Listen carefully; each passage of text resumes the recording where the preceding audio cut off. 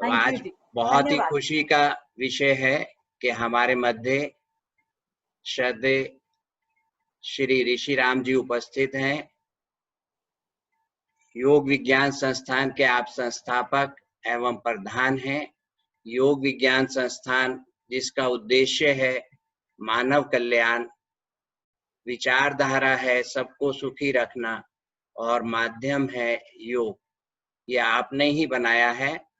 मैं अब ज्यादा समय नहीं लेता हुआ ऋषि राम जी से प्रार्थना करता हूं कि वह हमारा मार्गदर्शन करें।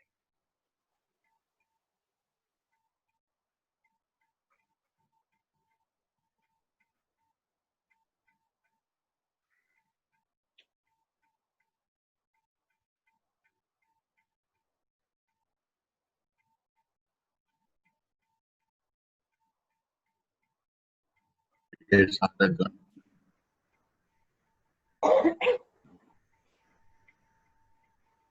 योग के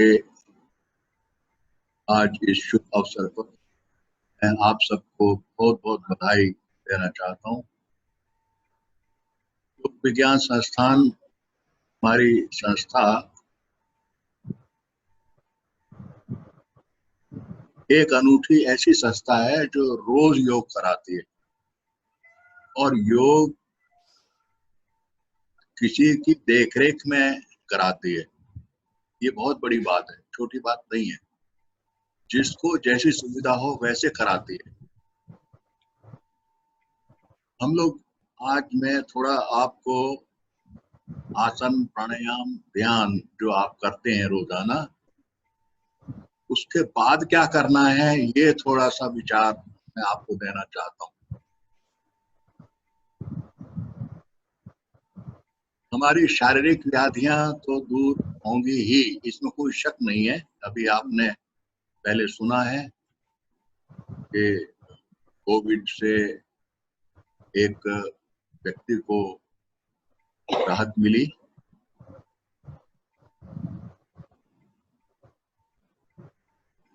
हम आमतौर पर अभ्यास के बाद अपने निजी कार्य में व्यस्त होते हैं। वो निजी कार्य तो हमारा अपना है, अपने पेट पालने के लिए वो भी करना चाहिए, जरूर की आवश्यकता है। परंतु अभ्यास में हम दो भागों में हम बांट सकते हैं साधकों को। थोड़ा इस बात को ध्यान से सुनिए। एक तो स्वार्थी व्यक्ति और एक परमार्थी व्यक्ति। जो अपना व्यवसाय करते हैं उसमें तो अपना स्वार्थ है, लेकिन दूसरों की भलाई के लिए हम जब अग्रसर होते हैं तो उसमें वो परमार्थ है। परमार्थ को थोड़ा और समझिए। सिर्फ अपना ही भला चाहना, शुरू में तो ये ठीक है। जब हम नए नए आते हैं, हम बीमारी से ग्रस्त होकर आते हैं, उस बीमारी में हम ठीक हो जाएं, ये हमारा उद्देश्य होता है और ये उद्देश्य ठीक ही है। पर बीमारी से ठीक होने के पश्चात आप अगर घर लौट गए तो ये बड़ा भारी अपने ऊपर अन्याय हो जाएगा आपका, क्योंकि फिर दोबारा दूसरी बीमारी आ जाएगी, फिर आप आ जाएंगे, फिर लौट जाएंगे। ऐसे आमतौर पर कुछ साधक करते हैं। लेकिन अगर हम ये समझ लें कि ये सिर्फ बीमारी ठीक करने के लिए नहीं है, ये हमारे शरीर के जो तीन भाग हैं, स्थूल, सूक्ष्म और कारण। देखो, हमारा स्थूल शरीर हड्डी मांस से बना हुआ है। फिर हमारे अंदर एक मन है जो विचार करता है, उस विचार को ठीक करना, और उसके अंदर एक चैतन्य है, कारण शरीर, उसके ऊपर जो परत है उसको ठीक करना। ये बहुत बड़ा काम है, छोटा काम नहीं है। पर आप इसको कैसे करेंगे? आप ध्यान में भी बैठेंगे आपने आसन भी अच्छे कर लिए, प्राणायाम भी अच्छा कर लिया। आप देखिए जब आप आसन करते हैं, आसन करने में शुरू में आपको कठिनाई होती है, आगे झुकना, दाएं झुकना, बाएं झुकना, कठिनाई होती है आसन। कुछ दिन के पश्चात आप झुकना शुरू करते हैं, फिर सांस चढ़ने लगता है। ये सेकंड स्टेज है। आप कहीं से भाग के तो नहीं आए, लेकिन आपके सिस्टम्स इतने प्रभावित हो जाते हैं कि सांस चढ़ता है। कुछ दिन के पश्चात वो श्वास भी शांत होता है। उसके पश्चात तीसरा जो स्टेज है वो आता है, आपके उस शरीर के अंग पर ध्यान लाना जो उस आसन में बना है। और उसके पश्चात जब आप ध्यान अपने मन को वहां लगाते हैं उस अंग पर, उसके पश्चात अंदर अंतरंग फिर आप जाते हैं अंदर। आपने सुना होगा योग अभ्यास अंदर जाने की कला है। कि धीरे धीरे स्थूल से सूक्ष्म की ओर आप जाते हैं। अंदर आपके रीढ़ है, रीढ़ पर आप ध्यान लाते हैं। रीढ़ के अंदर जो गोटियां हैं उनमें खाली स्थान है, गोल गोल छल्लियां हैं, उनके अंदर केंद्र बिंदु है जो अदृश्य है, वो प्राण शक्ति के केंद्र हैं। उन पर अपने मन को लगा। ये बहुत बड़ा काम है, छोटा काम नहीं है। पर ये काम करने के पश्चात, आप ध्यान में भी बैठने के पश्चात फिर क्या करें, ये एक बहुत महत्वपूर्ण प्रश्न है। आप अपनी जितनी भी व्यवसाय हैं आपके, वो आप करिए जरूर, पर उसमें से थोड़ा सा समय निकालकर संस्थान के विकास के लिए भी थोड़ा सा समय दीजिए। इससे आपके जो परमार्थ के जीवन का द्वार खुलेगा। फिर आप ये जो केंद्र में आते हैं, कैसे करें इसको मैं आपको बताना चाहता हूँ। अब वीडियो में चले जाना। जो लोग बैक करके इसमें इंटरेस्टेड हो जाते हैं, जिनको रुचि होती है, उस रुचि में आप ज्वाइन मीटिंग करो। को अंदर एक जिज्ञासा जगती है कि मैं इस कार्य का विस्तार करूं, क्योंकि जो मुझे लाभ हुआ है मैं दूसरों को भी लाभ दूं। सबसे पहले तो आप लोगों से कहते हैं कि आप योग में आइए। इसमें आपका कुछ पैसा तो खर्च होता नहीं है, सिर्फ आप बोलना है आप योग में आइए। आप 2-4 व्यक्तियों को अगर बोल देंगे रोज, आप रोजाना ऐसे बोलते बोलते कि योग में आइए, योग में आइए, उसका एक बहुत बड़ा प्रभाव आएगा। वो आता है नहीं आता उसको छोड़ दीजिए, आपको सिर्फ कहना है। बार बार जब इसका अभ्यास आप कर लेंगे कहने का, आपके चित्त में एक संस्कार अंकित हो जाएंगे कि योग में आना है, तो आप तो आएंगे ही जरूर, इसलिए आपका भला हो जाएगा। ये एक बहुत बड़ा परिवर्तन है आंतरिक, जो शायद आप नहीं समझ पा रहे हैं। दूसरा, हम अच्छे विचारों को प्रसारित करने के लिए एक पत्रिका निकालते हैं जिसका नाम है योग दृष्टि। उस पत्रिका को जब आप आगे बढ़ेंगे, पत्रिका के आप मेंबर बना दें, 2, 4, 5, तो ज्यादा मूल्य नहीं है, बहुत सस्ता मूल्य रखा हुआ है। आपने मेंबर बनाया और जो शुल्क है वो संस्थान में जमा करा दिया। ये क्या हुआ, आप ध्यान से देखिए, आप सोचिए। ये ऐसा कार्य हुआ जिसके बदले में आप कुछ नहीं चाह रहे हैं। आपने जो काम किया दूसरे की भलाई के लिए किया, अच्छे विचार को प्रोत्साहित करने के लिए किया, और कुछ अपना नहीं चाहा कुछ भी। हम लोग कई बार इस तरह फंस जाते हैं कि हमारा मान हो जाए, हम बहुत अच्छा आसन कराते हैं, प्राणायाम कराते हैं, विशेष तौर पर हमारे जो केंद्र प्रमुख हैं बहुत अच्छा काम कर रहे हैं।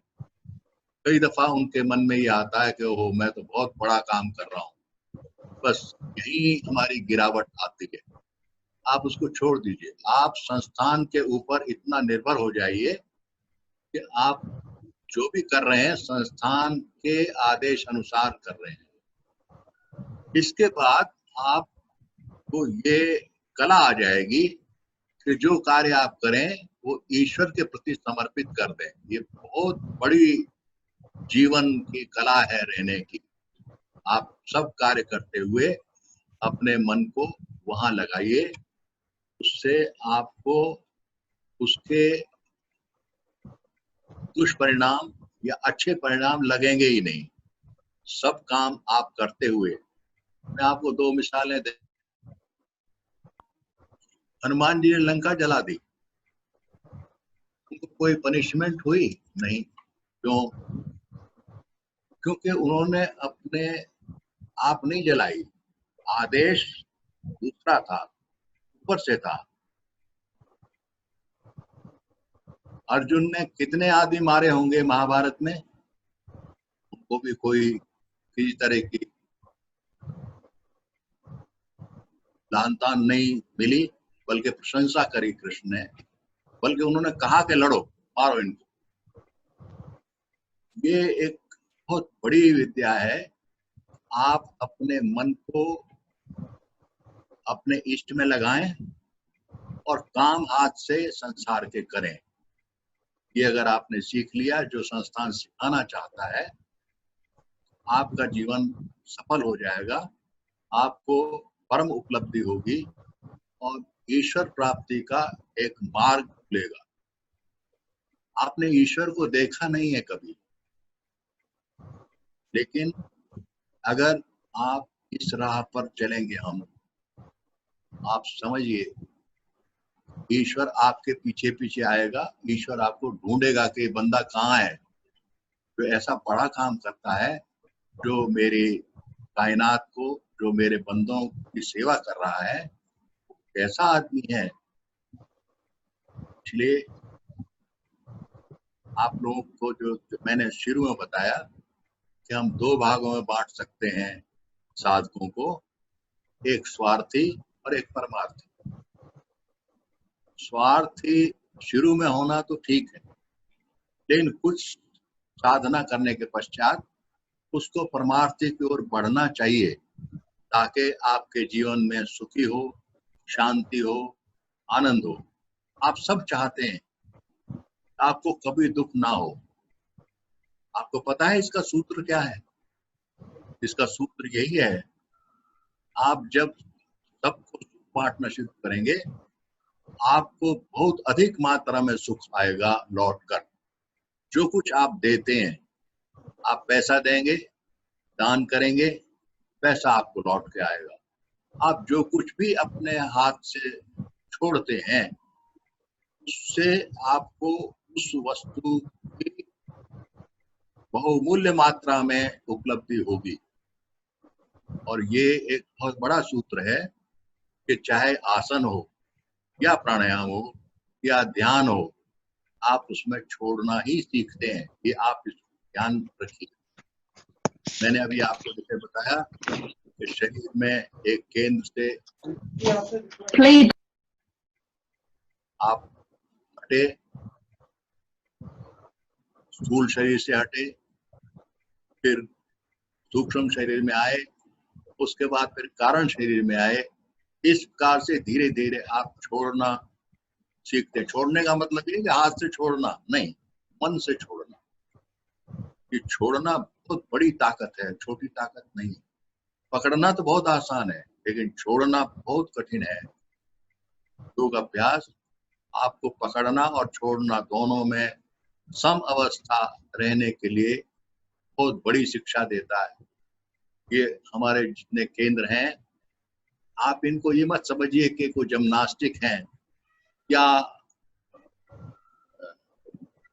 बीमारी ठीक करने के लिए हॉस्पिटल्स हैं। हॉस्पिटल में जाइए आप, वहाँ बीमारियां ठीक होती हैं सारी, लेकिन बीमारियां तो ठीक होंगी ही, वो तो इसका बहुत छोटा सा एक अंग है। लेकिन सबसे बड़ी जो मानसिक अवस्था है हमारी, वो हमारे नियंत्रण में आ जाएगी। ये छोटा काम नहीं है, बहुत बड़ा काम है। आपने सुना ही होगा कि अगर आप मन वश में आ जाए, आपकी जीत हो जाती है। मन के हारे हार है, मन के जीते जीत, आपने सुना ही होगा। लेकिन इस बात को हम शायद भूल जाते हैं अपने व्यवहार में कि दूसरों की भलाई के लिए काम करना है, और वो बहुत आवश्यक है, बहुत कीमती है, बहुत जरूरी है। उसको करना है, करना है, करना है। विशेष तौर पर हमारे जो केंद्र प्रमुख हैं, उनका यह उत्तरदायित्व होता है कि इस बारे में 5 मिनट के लिए 1 घंटे में से जरूर कुछ न कुछ बोलें, ताकि लोगों के अंदर ये जिज्ञासा आए कि मैं दूसरों की सहायता करने के लिए अपने आप को तैयार करूं। आप लोगों ने जितनी साधना की है, छोटी साधना नहीं है, बहुत बड़ी साधना है, लेकिन उसको पूर्ण करने के लिए, उसमें सफलता लाने के लिए, उसमें आपको यश मिले या ना मिले, यश तो मिलेगा ही, आपके पीछे पीछे आएगा यश।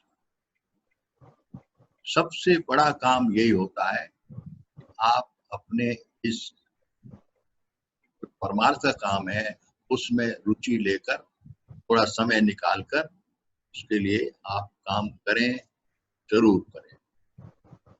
इससे बढ़कर जीवन की सफलता और नहीं होगी। एक मुझे कथा हमारे शास्त्रों में आती है। एक व्यक्ति योग अभ्यास किया, ईश्वर के दर्शन भी उसको हुए। जब वो अपनी जीवन यात्रा समाप्त करने के पश्चात वहां पहुंचा, उसको नरक दे दिया गया। उसने कहा, महाराज जी, मैं तो आपकी ही पूजा करता रहा हमेशा। कहना, ठीक है, पूजा तो की, लेकिन तुमने उस पूजा का प्रयोग क्या किया? प्रयोग तो कुछ नहीं किया। आप अपने स्वार्थ के लिए लगे रहे। आपने परम उपलब्धि प्राप्त की, उस उपलब्धि का प्रयोग नहीं किया आपने, इसलिए आपको ये मिला। ये कथा चाहे ठीक हो गलत, उसको आप ध्यान न दें, लेकिन इसके मूल बातों पर ध्यान दें कि जब व्यक्ति ईश्वर के इस कायनात को अच्छा बनाने की कोशिश करता है, तब ईश्वर अपने आप ही आपके पास आ जाता है, आपके हृदय में आ जाता है। वो तो पहले से ही है, लेकिन आपको समझ आ जाती है कि हाँ, ये विराट के साथ आपका संबंध हो जाता है। ओम ओम शांति।